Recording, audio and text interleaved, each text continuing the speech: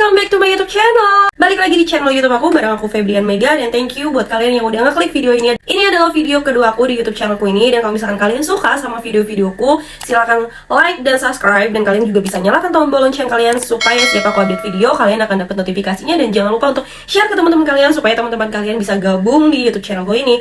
Nah oke guys, gue mau kasih tunjuk ke kalian. Kalian bisa tebak ini foto siapa? Guys, gue bakal cerita kalian tentang cerita tragis di balik foto ini. Foto ini adalah sebuah foto anak perempuan bernama Omaira Sanchez. Yaps, di video kali ini gue mau ngebahas tentang Omaira Sanchez. Seorang gadis kecil yang memiliki keteguhan hati yang sangat kuat ketika dia sedang mengalami bencana di dalam hidupnya. Omaira Sanchez lahir pada tanggal 28 Agustus 1972 di Armero, Kolombia dari pasangan Maria Alevda Sanchez, ibunya, dan juga ayahnya bernama Alvaro Enrique Sanchez. Nah, gengs, kalian bisa lihat sendiri ya, di dalam foto ini setengah tubuh dari Omaira Sanchez itu sudah terendam air. Tapi kalian jangan pernah berpikir kalau misalkan Omaira Sanchez ini lagi berendam ataupun berenang, bahwa Omaira Sanchez di dalam foto ini sedang memperjuangkan hidupnya. Kenapa dia lagi memperjuangkan hidupnya? Karena setengah badan dari Omaira terendam air yang bercampur lumpur akibat dari bencana letusan gunung berapi yang berada dekat dengan rumahnya. Kejadian ini terjadi pada tahun 1985 di sebuah kota kecil bernama Armero, negara Kolombia. Nah, jadi tepatnya pada tanggal 13 November 1985, gunung api bersalju bernama Nevada del Ruiz yang terletak di provinsi Caldas dan Tolima, Kolombia meletus. Dan asal kalian tahu, ini adalah letusan pertama yang terjadi sejak tahun 1845. Artinya udah lama banget bahwa gunung ini tuh sebetulnya udah gak aktif gitu. Nah, karena saking lamanya, para penduduk lokal itu sampai menyebut gunung ini dengan sebutan singa yang tertidur. Nah, mungkin karena saking lamanya gunung api bersalju ini tertidur ya kan, udah 140 tahun gitu ya, dia tidak meletus gitu, tiba-tiba meletus. Saking dahsyatnya, letusannya itu tuh sampai menyemburkan lumpur. Nah, lumpurnya itu terus bergerak bahkan sampai ke kota Armero yang sebenarnya jaraknya itu adalah 50 km dari gunung Nevada ini. Artinya jauh banget kan aliran lumpurnya itu. Dan dalam sekejap lumpur itu menenggelamkan kota Armero. Bahkan setahu gue ya, yang gue baca, masa total letusannya itu termasuk magmanya ditaksir mencapai 35 ton. Selain magma, gunung ini juga memuntahkan sulfur, dioksida, dan juga belerang seberat kurang lebih 700.000 ton. Kalian bisa ngebayang gak sih dahsyatnya letusan gunung Nevada ini tuh kayak gimana? Dan akibat dari letusan ini yang tadi gue bilang bahwa kota Armero akhirnya tenggelam dan sebanyak 25.000 jiwa menjadi korban dalam letusan ini.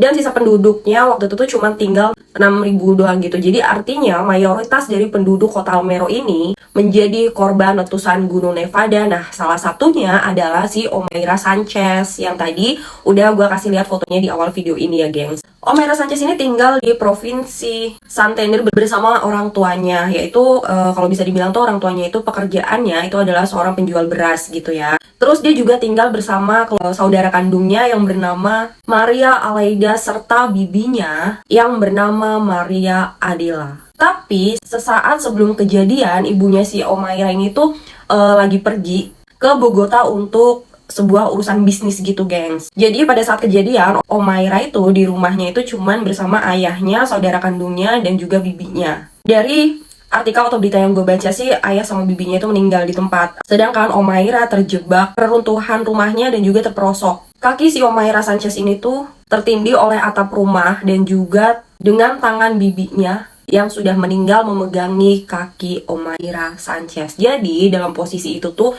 si Omaira Sanchez itu tertimpa reruntuhan rumah gitu ya. Kemudian dia juga dipegangin sama bibinya yang sudah meninggal gitu, kakinya dia tuh dipegangin gitu. Jadi artinya dia udah gak bisa berkutik sama sekali, bahkan sampai lumpur mungkin air gitu ya, sampai memenuhi isi kota si Armero ini, sehingga Omaira Sanchez terperangkap di dalam air dan lumpur dan juga tertindih atap bangunan rumahnya gitu, geng. Ketika anggota tim SAR menemukan Omaira Sanchez, dia itu sudah dalam posisi atau keadaan terperangkap di dalam air bercampur sama lumpur.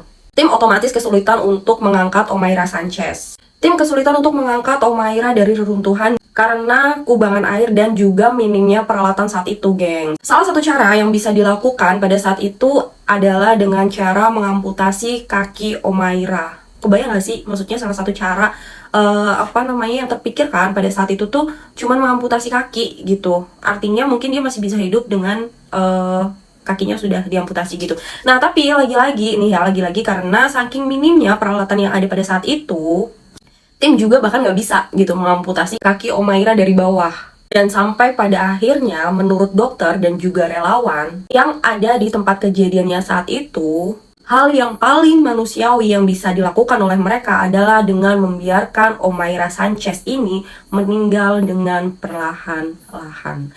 Kita kalau misalkan jadi manusia awam gitu ya, atau orang awam yang nggak ada di lokasi, atau mungkin yang berpikir saat ini, mungkin kita mikirnya itu udah jadi hal yang paling manusiawi. Bahkan padahal membiarkan orang mati gitu ya di depan kita gitu kan, itu sebenarnya bukan manusiawi banget ya. Tapi karena waktu itu mungkin memang di tahun segitu gitu ya, peralatan masih sangat minim gitu. Dan akhirnya dokter juga relawan memutuskan untuk ya itu jalan satu-satunya gitu, membiarkan Omaira Sanchez dengan meninggal dengan cara perlahan-lahan. Nah, semua upaya penyelamatan Omaira ini didokumentasikan gitu, didokumentasikan terus, dan bahkan mereka juga menemani Omaira, mengajak ngobrol Omaira, memberi makan dan minuman gitu, geng. Dan pada kondisi yang seperti itu gitu ya, artinya dalam keadaan yang sangat menyedihkan, Omaira ini tuh tetap bersikap positif gitu. Dia bernyanyi kepada jurnalis, meminta makanan manis dan juga soda, dan bahkan setuju untuk diwawancarai.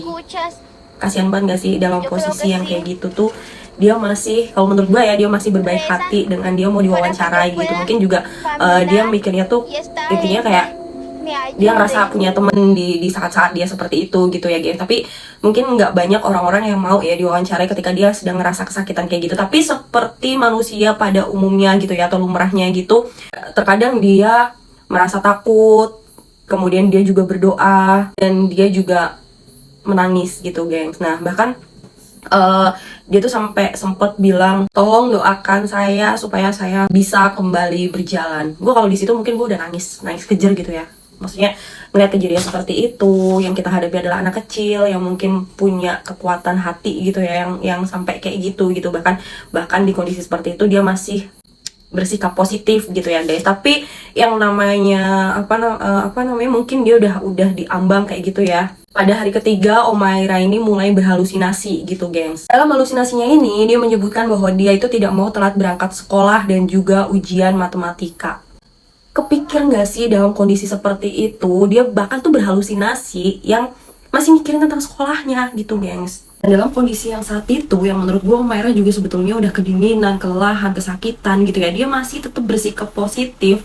Di halusinasinya itu tuh dia tuh masih kepengen sekolah gitu, gengs. Menurut gue, dan gue rasa dia bener-bener anak yang baik, anak yang rajin gitu ya sebetulnya gitu, gengs. Nah, jadi buat kalian yang mungkin saat ini kalian lagi nonton video ini, kalian ngerasain malas sekolah, malas kuliah, malas belajar gitu ya, atau malas melakukan hal-hal positif, menurut gue kalian harusnya bersyukur sih dalam kondisi sehat dan mampu, kita masih bisa sekolah, masih bisa berbuat positif gitu ya, gengs. Gue rasa harusnya kalian lebih bersyukur dan kalian harus lebih rajin gitu untuk sekolah, untuk kuliah di masa depan kalian gitu loh. Omaira sudah terjebak dalam kubangan air dan dengan kakinya tergencet itu kurang lebih sudah selama 60 jam. Bahkan ya, dia itu minta orang-orang yang menjaganya itu untuk pulang dan beristirahat. Omaira emang menurut gue sosok yang bener-bener baik sih. Di dalam kondisi yang kayak gitu aja dia masih memikirkan orang lain. Dia takut kalau orang lain tuh kelelahan ngejagain dia gitu loh, geng. Dan pada saat atau di saat-saat terakhir hidupnya, matanya mulai memerah, mukanya mulai memar, dan juga tangan-tangannya itu mulai memutih. Beberapa jam kemudian setelahnya, tepatnya pada pukul 10:05 siang, Omaira Sanchez Garzón menghembuskan nafas terakhirnya karena hipotermia dan juga gangrene. Nah, foto di atas ini adalah foto yang diambil atau hasil jepretan dari fotografer Prancis bernama Frank Fournier. Foto ini diberi judul The Agony of Omaira Sanchez, atau yang artinya penderitaan Omaira Sanchez. Dan foto ini memenangkan World Press Photo of the Year edisi tahun 1986. Dari kejadian bencana ini dan kejadian Omaira Sanchez tentu menjadi tamparan yang sangat keras untuk pemerintahan Kolombia. Pemerintah dianggap kurang sigap dan tidak mau berusaha untuk menanggulangi kerusakan jiwa dan juga harta yang disebabkan oleh bencana Gunung Nevada ini. Semoga tidak ada Omaira Sanchez yang lainnya gitu ya gengs. Tapi mungkin gue sendiri dan kalian juga mungkin sempet terpikir gitu ya, kenapa sih si Omaira Sanchez ini tuh sampai nggak bisa tertolong gitu. Mungkin pasti ada cara gitu supaya si Omaira Sanchez ini tuh bisa tertolong gitu gengs. Gue juga sempat mikir kayak gitu, dan akhirnya gue cari tahu gitu kan kenapa Omaira Sanchez ini tidak bisa tertolong atau tidak bisa terselamatkan gitu guys. Ternyata ada beberapa faktor yang memang menyebabkan Omaira Sanchez ini tidak bisa ditolong. Faktor yang pertama, lumpur dan juga puing-puing akibat letusan Gunung Nevada ini telah menutupi tubuhnya sepenuhnya dan juga dia sudah tertahan di tempatnya. Faktor yang kedua atau alasan yang kedua, permukaan air naik dengan cepat dan ada kemungkinan dia akan tenggelam jika tim mencoba memindahkan Omaira Sanchez. Lalu alasan yang ketiga, tidak ada alat berat yang tersedia pada saat itu untuk mengangkat puing-puing dalam jumlah besar gitu gengs. Jadi mungkin kalau misalkan kalian berpikir kayaknya bisa nih diselamatin gitu ya, si Omaira tuh bisa, tinggal diangkat aja tuh puing-puingnya yang mungkin nahan kakinya si Omaira, nahan tubuhnya si Omaira gitu. Tapi kan mungkin kita juga nggak ada dalam kondisi saat itu ya. Relawan juga pasti relawan dan tim juga pasti sudah berusaha semaksimal mungkin, dan memang sepertinya gitu ya, puing-puing yang menindih Omaira Sanchez namanya puing-puing reruntuhan bangunan gitu ya guys, pasti bukan yang kayak reruntuhan kecil gitu, pasti reruntuhan besar kayak gitu guys. Apalagi rumah-rumah di sana mungkin rumahnya besar, beton-betonnya juga kuat gitu, jadi susah untuk menyelamatkan atau tidak memungkinkan untuk menyelamatkan Omaira Sanchez gitu gengs. Gua ngerti kisah ini tuh kayak sedih banget gitu loh.